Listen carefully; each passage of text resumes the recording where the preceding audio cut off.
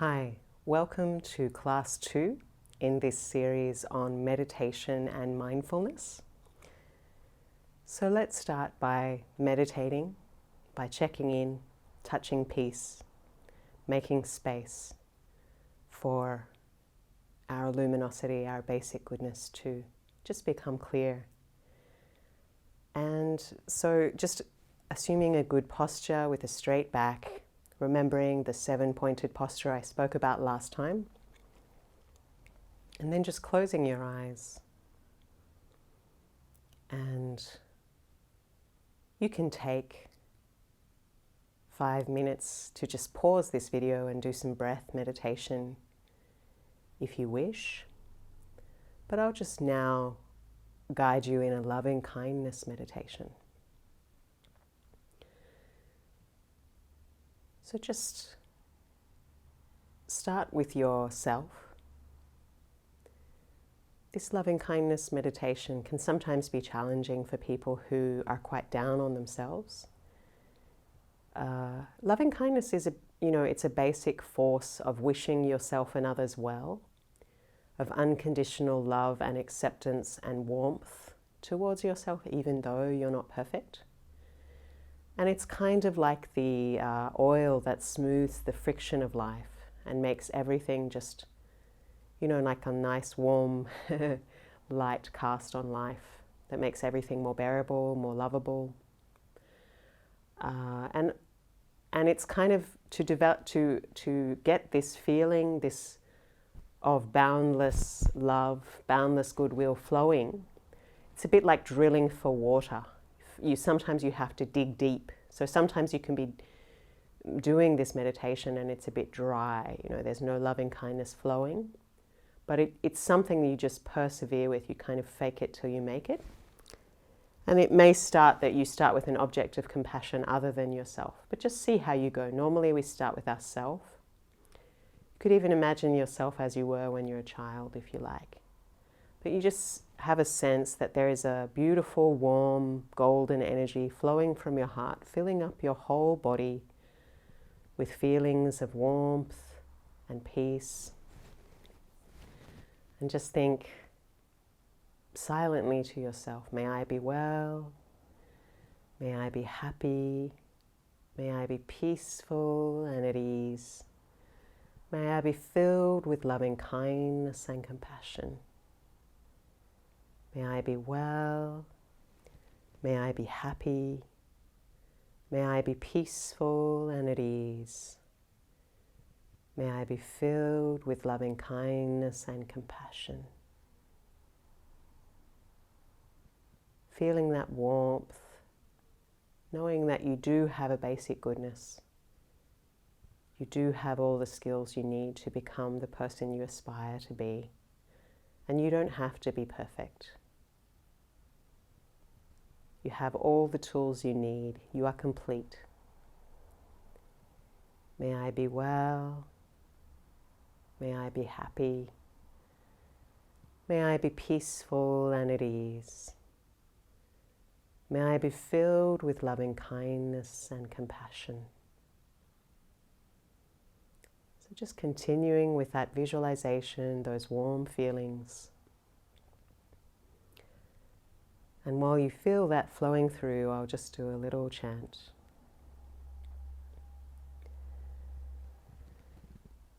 This is what should be done by one who is skilled in goodness and who knows the path of peace.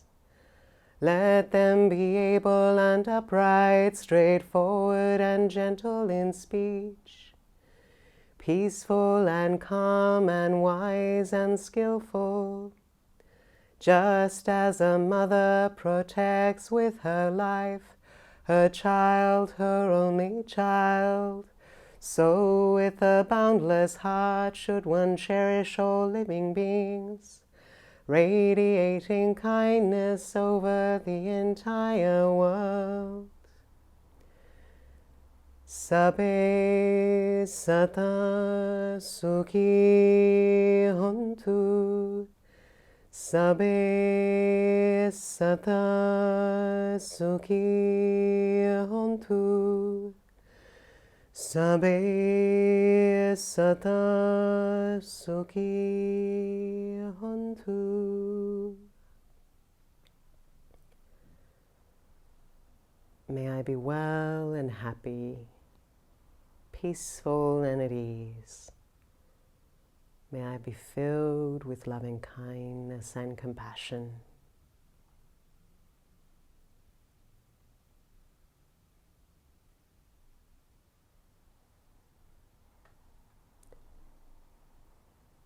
And now shifting the focus from yourself to someone close to you.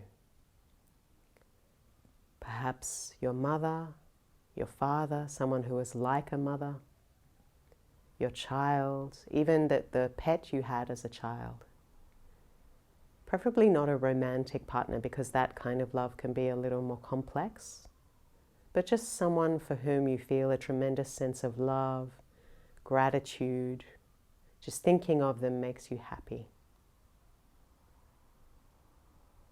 Think of them as you remember them best, smiling at you. Doesn't matter if they're alive or dead. This person, this animal, gave you a great deal of happiness and would have given up their life for you. But they still have limitations. They still suffer from anxiety, birth, old age, sickness, death. But they loved you the best they could, and they really, really cared about you and made your life so happy, enriched your life so much. So just allow the warm feelings you have for that person to arise. How much selfless service, how many joyful times you had together, how much they enhanced your life.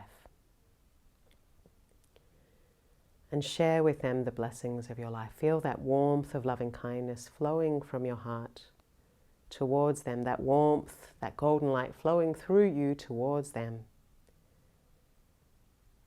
May you be well. May you be happy. May you be peaceful and at ease. May you be free of all sorrow, filled with loving kindness and compassion. May you be well. May you be happy. May you be peaceful and at ease. May you be filled with loving kindness and compassion. May you be well. May you be happy. May you be peaceful and at ease. May you be filled with loving kindness and compassion. May you be well. May you be happy. May you be peaceful and at ease, filled with loving kindness and compassion.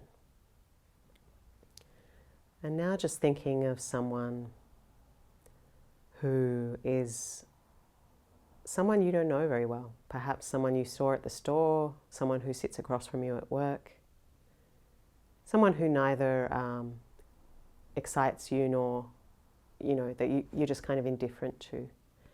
And just think, that person, just as you have experienced your heartbreak, you have felt lost, you have felt tired, despair, and joy, and love, and hope, so that person has. They have experienced all of the same things as you, and they have felt them just as acutely as you, no matter what their language, no matter what kind of clothes they wear, what kind of food they eat. Everybody knows what it is to have the raw, tender heart of being human. That person is just like you in wanting happiness and not wanting suffering. So why spend a great deal of your life just ignoring, being indifferent to so many beings who are just like you? So share your love and blessings with them.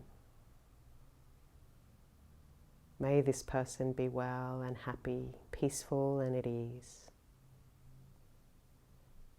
You know, perhaps you lost a child. There are so many people who've lost a child. Perhaps you had a divorce. There are so many people who had a divorce. Perhaps you've fallen in love and you're happy. There are so many people falling in love who are happy. You share one common ground with all beings. So to people like this who you don't know, share your loving kindness. May you be well, may you be happy. May you be peaceful and at ease. May you be filled with loving kindness and compassion. May you be well. May you be happy. May you be peaceful and at ease. May you be filled with loving kindness and compassion. And now finally, to a person who challenges you, a person who has perhaps abused you, someone you don't like, someone who challenges your views, someone who makes your life hard, someone with whom you have unresolved issues. Try to put yourself in their shoes, you know. Everybody is made up of social, cultural, spiritual, environmental conditions. And if we put them in different conditions, they can change. They can blossom, they can reach their potential. So what conditions has this person had that has made them this way? Were they abused? Did they never have any love? Did they live in terrible poverty? Were they emotionally brutalized and therefore forced to shut down their emotions? And that's why they've become a bully? Did someone break their heart and that's why they have trust and fidelity issues? What is going on there? Why is this person the way they are? Because understanding them is the key to forgiving them and overcoming your dislike, your aversion. It doesn't mean you condone their actions, but it means you can set yourself free from ill will because you understand what has led them to become who they are. And even if there is really no reason for them to be such a mean person, they're harming themselves. You know, they have to carry around these negative emotions. They have to watch as the people close to them push them away. They may put out a organized front, but probably deep down they're deeply unhappy and disturbed. So send them your loving kindness because people like this need it more than anyone else. Doesn't mean you condone their actions. It just means that you understand and that you don't allow their bad actions to inspire hatred in you, because that would mean that you have also become a prisoner of the kind of hate that made them do something to you. You don't want to carry that burden around. So may they be well. May they be happy. May they be peaceful and at ease. May they be filled with loving kindness and compassion. May they be well. May they be happy. May they be peaceful and at ease, filled with loving kindness and compassion. Just continuing those loving kindness and those silent recitations for a minute.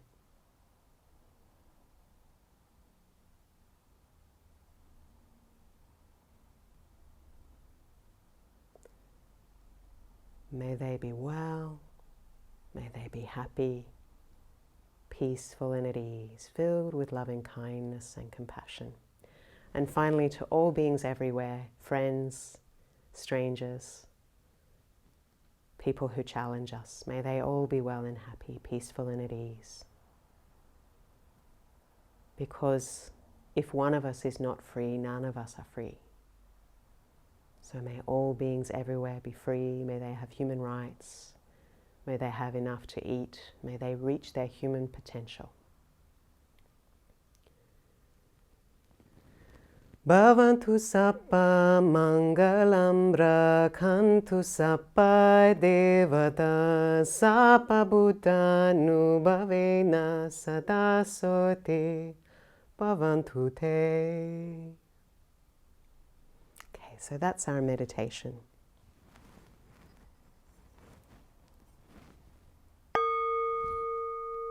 Take a moment to breathe.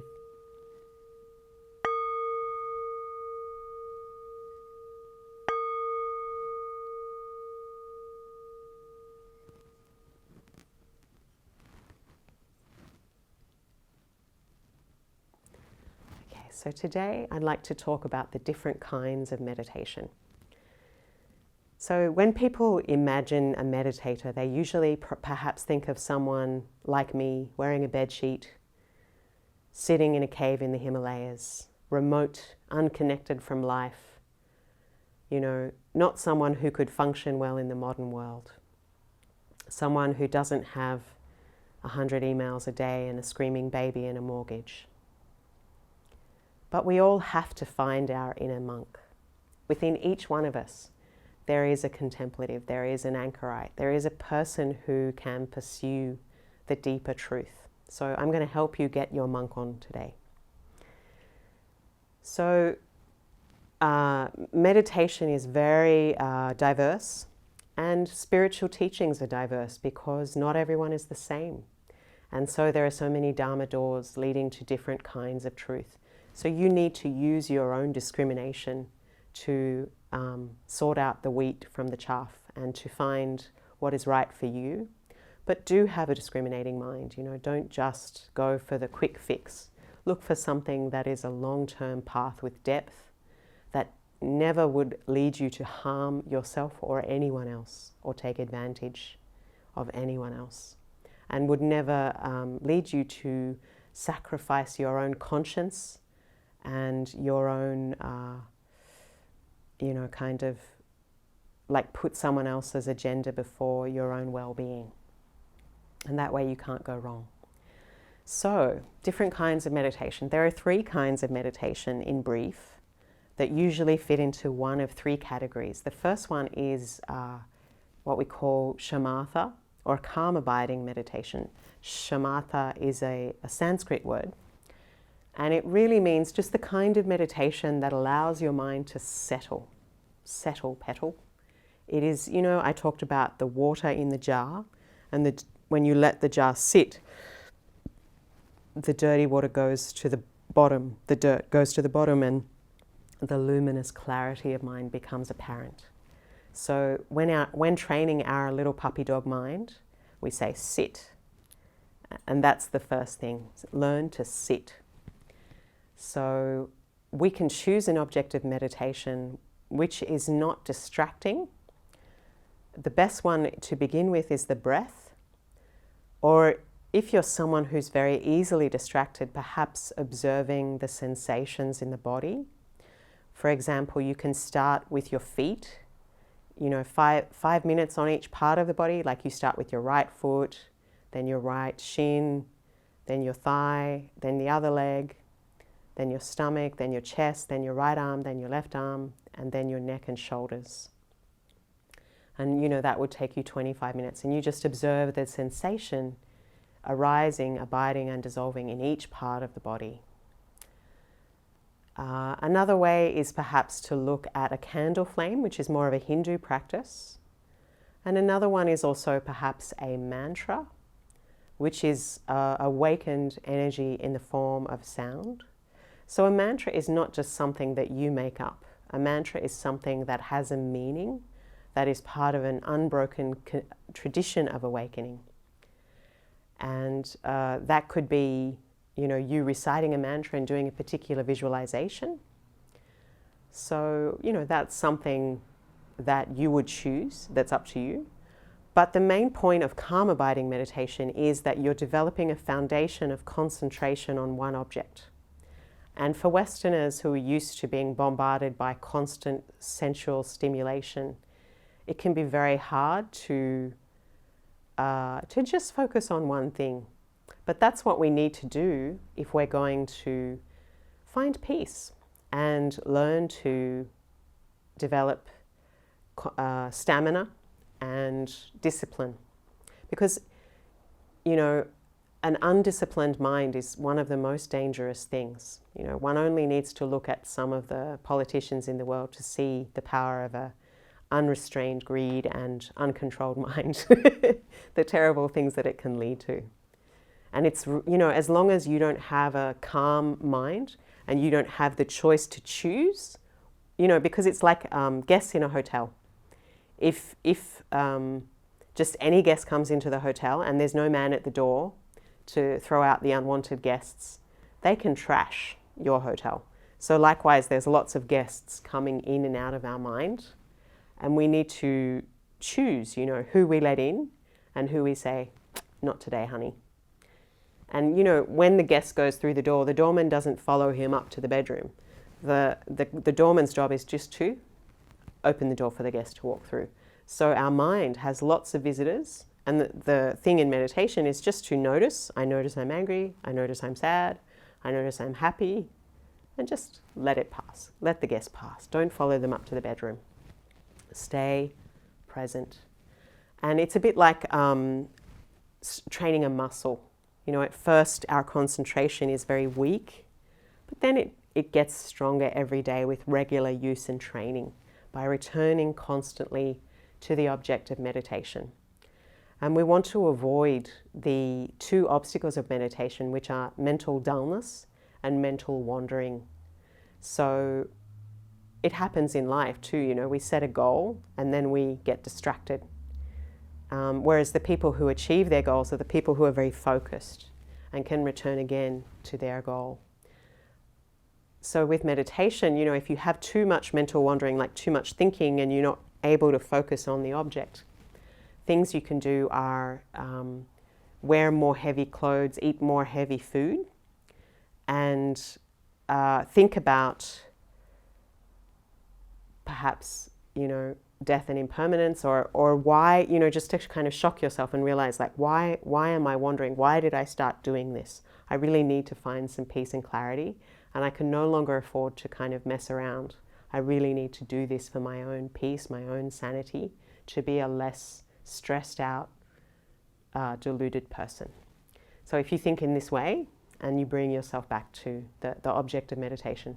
And with dullness, you can think you're meditating, but actually you're just kind of in a very clouded, unclear state. And the object of meditation is not clear, bright, luminous. The mind is not settled.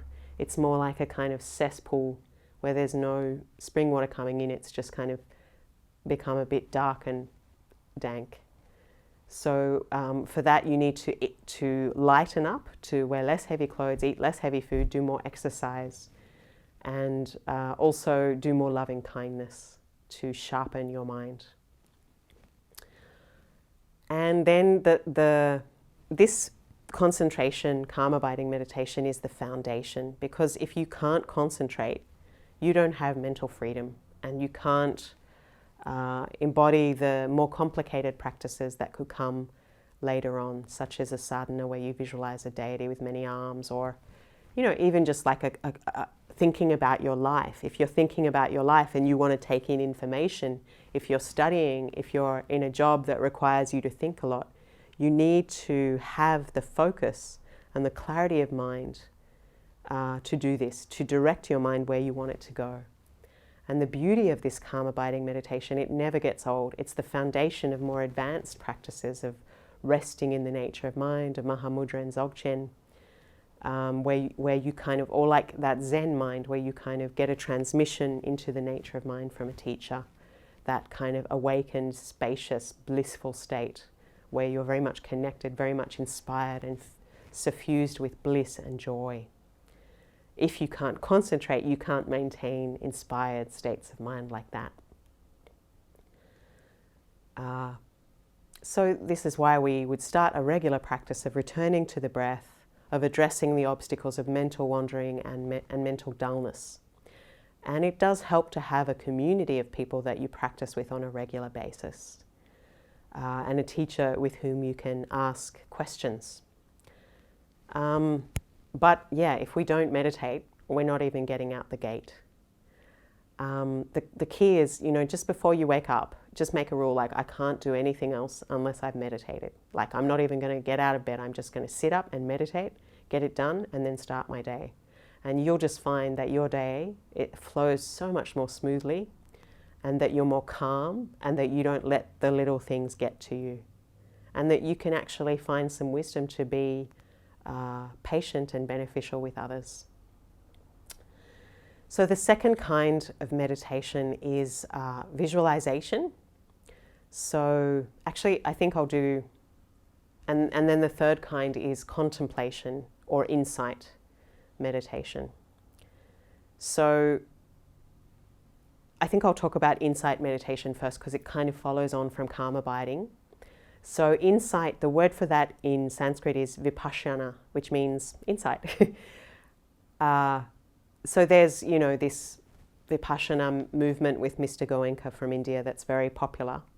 But all forms of Buddhism have insight meditation, and so does some forms of Hinduism. Basically, it means insight into the nature of things as they are. Insight into the interconnected elements that make who you are, so that you can understand and not grasp to a permanent, separate existence for yourself, but see yourself as part of a greater whole.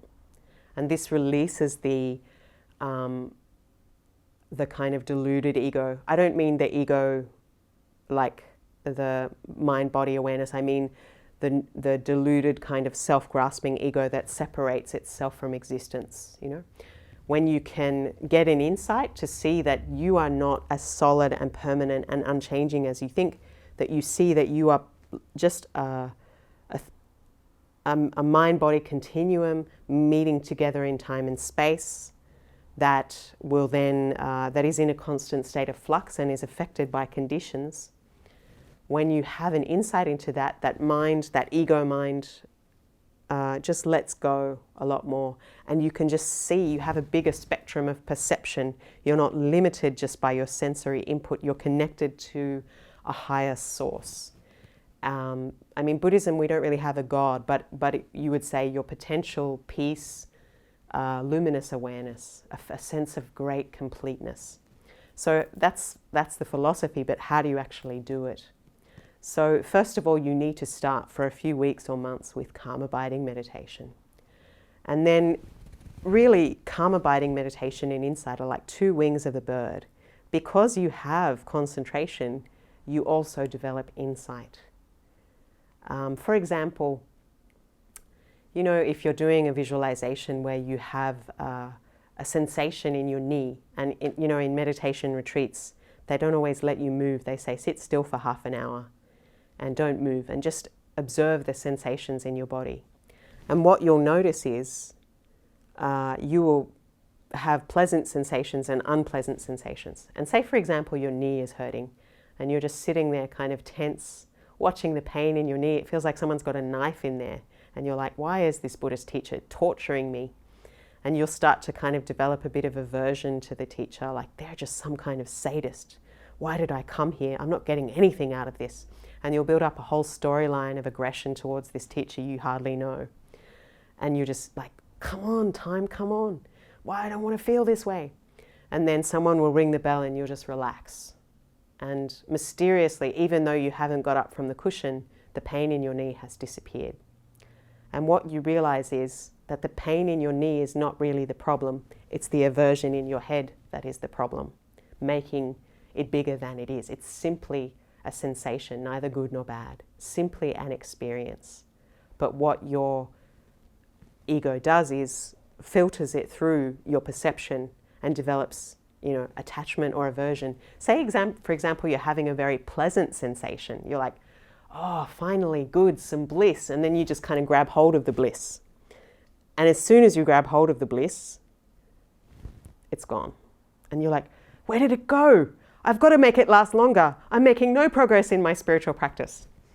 And that's not the point. The point is not to bliss out. And the point is not to be depressed that you're not getting anywhere. The point is to just be a person, being nobody, going nowhere, without an agenda. Just be the knower, observing truth. Good, bad, no problem. All guests just going through the door. Be the knower, be the peace. Be, going beyond the temporary facade of happiness and unhappiness to a deeper peace, which is beyond both of those things. That is just this majestic, peaceful knowing. So what you realize is, you can see all your reactions, your attachment, your aversion, your indifference. And then, based on these emotions, how you react to external things, you develop karma, grasping, and so on.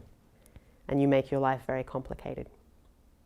So insight is, you can do it through observing the sensations in your body, just watching each part of the body 5 minutes, just observing the sensations arising, abiding and dissolving.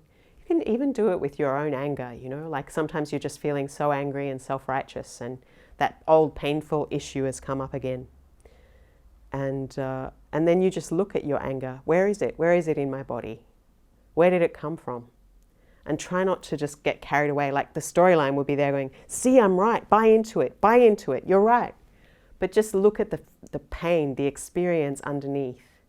Because we invent the storyline to stop ourselves experiencing the painful experience. If we can just observe the sensation and feel the pain, we can release the past. We can release that trauma. Sometimes the pain is too much, and then you just need to come back to the breath and have self-care. You have to be very delicate with the mind. But in this way, say we're feeling the pain of something that happened to us in childhood. We start to see, wow, I did that. I get angry. I do that because my parents did that. That was their pattern. And as soon as you notice the pattern, you can start to release it and become, once again, free from the past. Another way that we do Vipassana is in Vajrayana, Tibetan Buddhism, we visualize a particular embodiment, an archetype of compassion. For example, the Buddha of compassion. We imagine him sitting there before us, looking a certain way because every part of him is symbolic.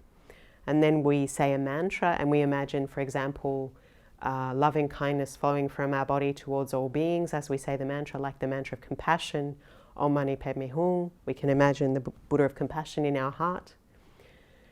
And then finally, we dissolve that Buddha into our own mind and body, and our body, speech and mind are inseparable with that deity. So the calm abiding bit is where we're actually visualizing that archetype and saying the mantra. And then finally, when we dissolve our mind into the mind of that awakened being, that archetype, the insight is knowing that the nature of awakened being, the nature of goodness and our own mind is inseparable. That underneath all of the clouds, the blue luminosity is there. But this is not something I can just tell you. This is something you have to try and experience for yourself. Another thing that insight meditation does is make us understand our non-self elements. So what are non-self elements? It's quite a deep thing. Buddhists call it emptiness. Emptiness conjures up this idea of voidness, of nothing, of a big black hole, nihilism, which is a little scary to most Westerners who are used to a theistic religion, or the idea of a soul. Basically, emptiness is fullness. Because you are an impermanent, changeable mind-body continuum, or like a mind stream, going through your life from birth to death and even future lives, you can put your foot in the same river twice, but you can never, it's not the same river because the water you already touched is gone. So there's this continued awareness of mental habits, mental patterns, of experiences, of intentions, and of karma, of the seeds of karma and past actions carrying through on this awareness. The river is still a river. The river still has the name Ganga from Varanasi down to the ocean. But the water is in a constant state of change. So you remember who you are, but you're not the same person today as you were 10, 20 years ago. You are a process. You're in a process of change, but you have a channel of awareness. So what do non-self elements mean, and what does that mean for you?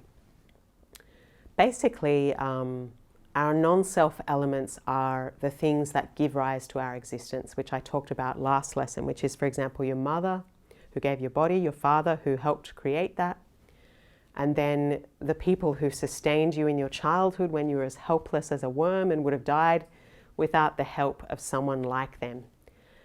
And then it's the education you received, the culture you were born into, the attachment patterns your parents had it from how they connected with you, how you received love. And then, later on, the career you choose, the education you receive, the places you travel, the people you choose to fall in love with or sometimes can't choose, the relationships you have that change you, all of those things. And, you know, the people who make your clothes, grow your food, build your houses, the sun, the rain, the earth. Take away any one of these things and the rug of your life, the threads will all just fall apart. You know, no more earth, no more you. No more clean water, no more you. And that's why compassion makes sense, because others are your second self.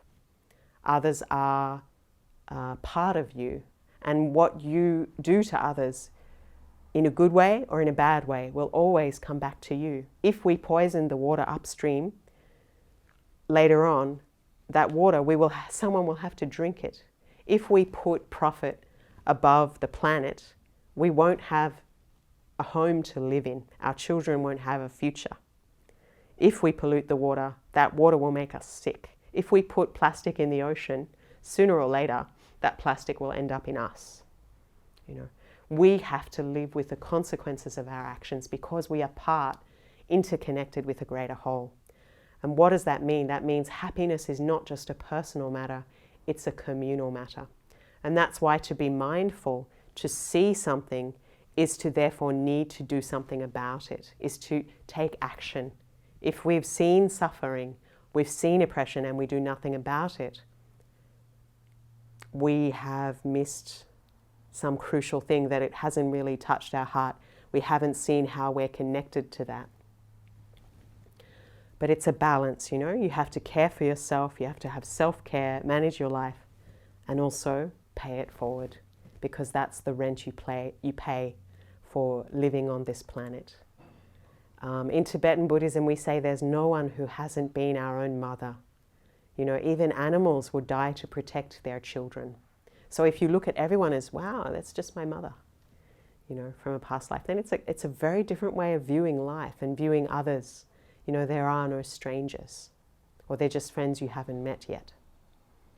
And it develops a sense of non-violence and compassion towards the elements, towards the sacred earth, our home, towards the air, towards other beings. You know, because it will come back to us. We all have to share this one small planet. And we know, science says, nothing is lost, only transformed, for every action and equal reaction. We know that even the beating of a butterfly's wing can build up and become a pressure system that comes back as a typhoon. So we should know the impact we have as human beings on others. We can either, you know, lift each other up with love, or we can crush each other with our greed and our inhumanity. So the choice is pretty clear. You know, you can't really be happy and at peace whilst you are profiting from the oppression of others. And even in our own mind, like we think, if I just think about cheating on my partner and I don't really do it, you know, it's not that bad. Like if I just think bad things about them and I don't do anything about it, it's not that bad. You know, mental cheating, if I emotionally invest all my intimate things in someone and I'm more close with them than I am with my partner, it's not that bad because they don't know, so it won't hurt them. But on some level it does. You know, our intentions then manifest as actions, and sooner or later it catches up with us. So understanding not self, meaning there is a relative self that we experience that, you know, has results, that lives in the world, that needs to pay their bills. But on an ultimate level, there is a mind-body continuum in a constant state of change that is connected to all of heaven and earth. Emptiness is fullness, you see, because you have an interconnected, changeable, conditioned mind-body existence.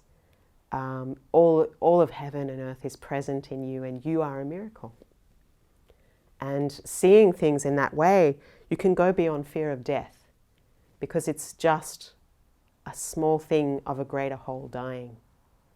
You know, it might be a leap that some people are not ready to take, but for me, it's a source of great solace. You know, just the tree doesn't cry when the leaves fall, because the leaves fall and nourish the roots, and the flowers come again in spring. A cycle. Nothing is lost, only transformed. This insight is the foundation and goal of so many spiritual teachings, which is full awakening, complete union and understanding interconnectedness, being free of selfishness, self-grasping, narrow mind state, which is the source of so much, inhumanity and fear and no peace. You know, we're always looking outside ourselves for some kind of happiness, some kind of gratification, and we're not looking inside. And if you don't go within, you go without. That wealth, that peace, it's already there, you know. And once you uncover that peace, you'll become a source of blessings and inspiration for so many people. You know, like Gandhi said, never underestimate the power of a small group of people to change the course of history. You know, so uncover your basic goodness and go forth and do good things in the world. But without that peace, without that clarity, you will make mistakes and you will hurt people and you will burn out. So that's why we need to fill ourselves up before we can fill up others. This is insight, which is the second kind of meditation. And then the third kind is visualization, or more esoteric practices. So in Vajrayana Buddhism, we view, I guess you can say there's three ways of approaching reality. Like there's three schools of Buddhism: Theravada, Mahayana, Vajrayana. And the Theravada approach to negative emotions and self-grasping and ego is to say it's bad, cut it off, go cold turkey, don't invest in it. They say, you know, desire, grasping, it's not good, anger, not good, just cut it off and keep these 5 precepts: not to kill, not to steal, not to lie, not to commit sexual misconduct, not to take alcohol and intoxicants. Be mindful, control your body, speech and mind so that you do no harm. So you could say they view our negative emotions, our deluded ego, as a poisonous tree that they cut down. They cut it from the root. They don't nourish it. Okay? That's the Theravada approach. Cut off those negative emotions. Don't take rebirth anymore. Become an arhat, free of the cycle of birth and death. From a Mahayana point of view, which is the school of Buddhism found in Northern Asia like Korea, Japan, Vietnam, China, they say, well, it's true that, you know, we don't realize we are part of a greater whole. We are only caught in our small ego. We are selfish and fearful and flawed. But even in the midst of this being selfish and fearful and flawed, we can still love and help others and support others. What we do is we're aware of our own limitations. We put a fence around the poisonous tree and we invite people to sit in the shade of that tree. So what we say is, I am a broken and flawed person, but I am doing my best to take responsibility to heal, to do no harm. And because I have suffered, I can then understand and be a refuge for others because I've been through that and hold space for that. So that is the idea of a bodhisattva on the Mahayana path, a spiritual warrior following the path of the perfections, which I'll talk about in a later class.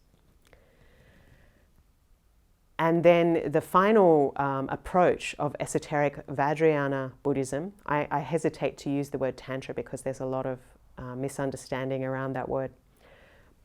It's the path of transformation. So we say, there is this poisonous tree. Let us tap the poison of that tree and turn it into a powerful vaccination, or a kind of, let us inoculate ourselves against the cause of that poison which can kill us. So Tantra or Vajrayana Buddhism is the path of transformation rather than suppression and cutting off. So we live in a world of smell, taste, sound and touch. So the approach of Vajrayana is to not deny those sensual experiences, but to rather try and interpret them with a spacious mind. You know, like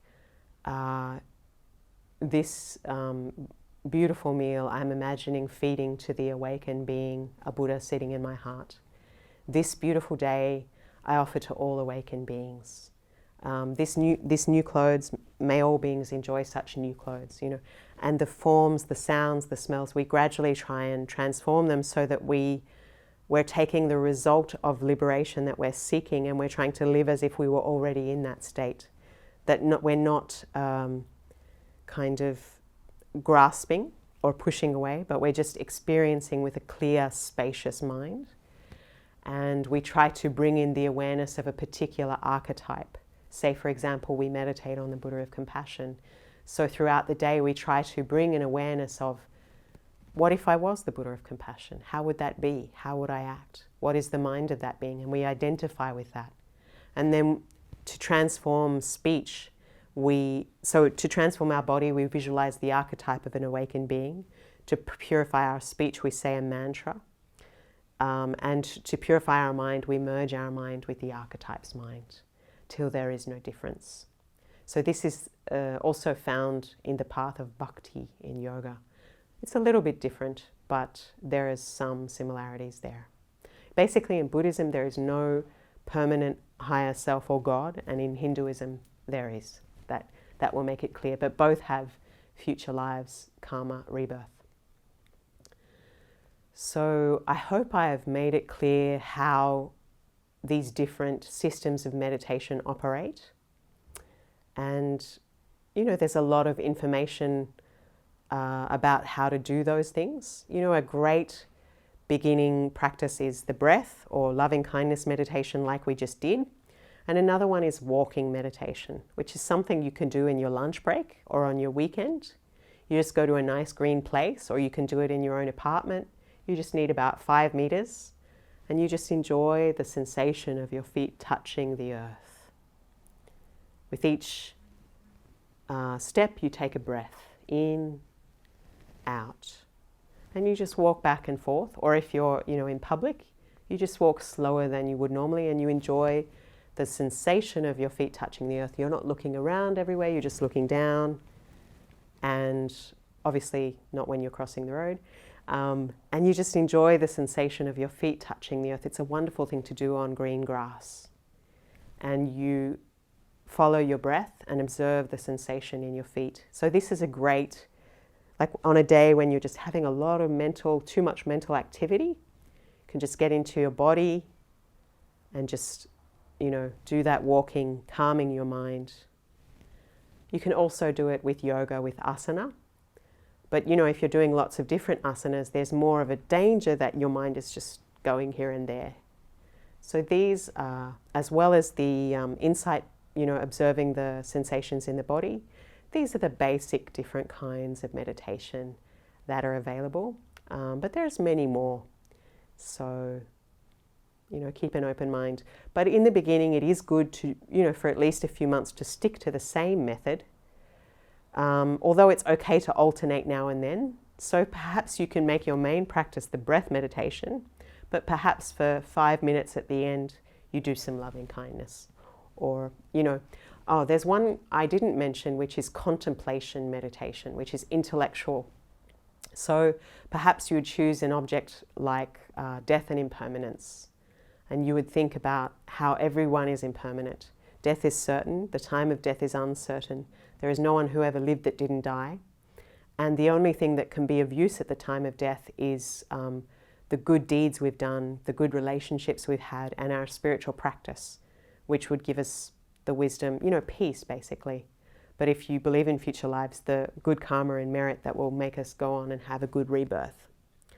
So you contemplate each of those points in great detail until you finally come to a deep understanding of that subject. And you could do a contemplation meditation for analytical meditation, we call it, for loving kindness, to think about if I'm kind, if everybody in some way forms a part of my life, it actually makes sense to develop compassion and loving kindness. And when I have ill will, it makes me unhappy. So there's lots of guided meditations on that kind of thing as well, and that can give you a more deep insight into a particular aspect of spiritual psychology.